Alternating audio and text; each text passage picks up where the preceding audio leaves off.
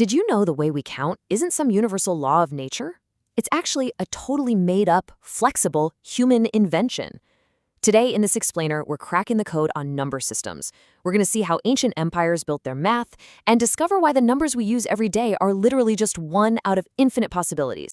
Here's our roadmap for this journey. We'll start with some ancient Egyptian math tricks, then we'll try inventing our very own base 5 system, look at why base systems totally rule, and finally, unleash the power of the abacus. All right, part 1, ancient Egyptian math tricks and how they grouped things by tens. Picture yourself as an ancient Egyptian scribe. Tallying up thousands of crops with single lines, yeah, that would take forever. So they got clever.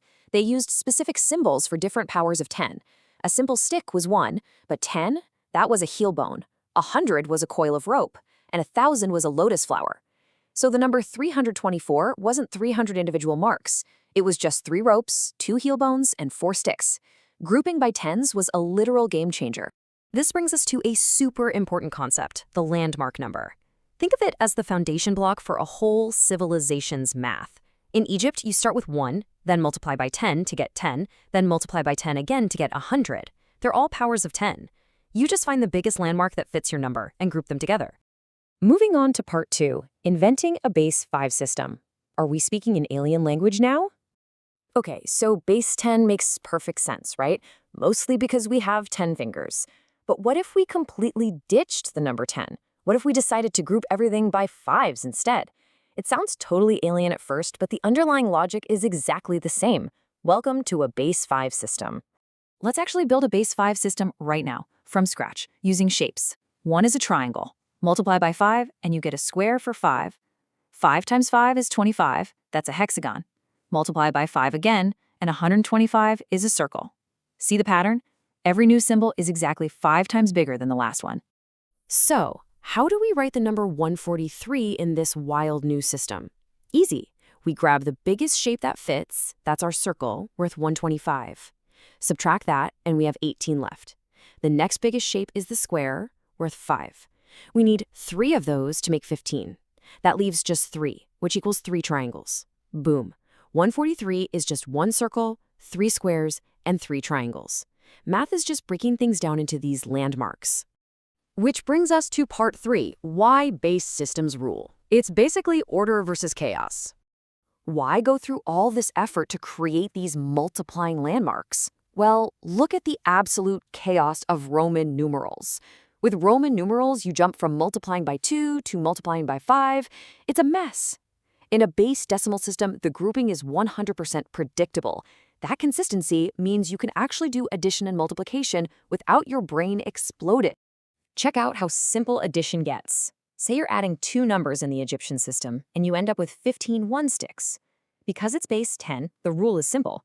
10 ones equal the next landmark. So you literally just swap 10 sticks for 1 heel bone, carry it over, and leave the 5 sticks behind. It is so elegant. This right here is the absolute magic of bases. In our invented shape system, 5 triangles swap for a square. In Egypt, 10 sticks swap for a heel bone. In our math today, 10 ones carry over as a 10.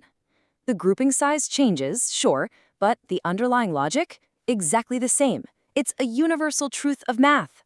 One of our sources perfectly captured why this matters, saying the idea of a number system with a base was a turning point in the history of the evolution of number systems. Once humanity figured out this trick, math stopped being a messy guessing game and became a super-powered tool that could scale to infinity. All right, final section, part 4, the power of the abacus, a true physical calculator. Let's take this abstract math theory and make it physical. Back in the 11th century, while folks in Europe were still pulling their hair out over Roman numerals, the abacus was doing heavy lifting. It's built purely on a decimal base 10 system. The bottom line is ones, the next is tens, the next is hundreds. It's literally a base system you can touch. Adding on this thing is wildly intuitive. Let's add 2907 and 43. When you combine the ones line, you get 7 plus 3, which is exactly 10. And because it's base 10, the second you hit 10 counters on a line, you just clear them and move 1 single counter up to the tens line.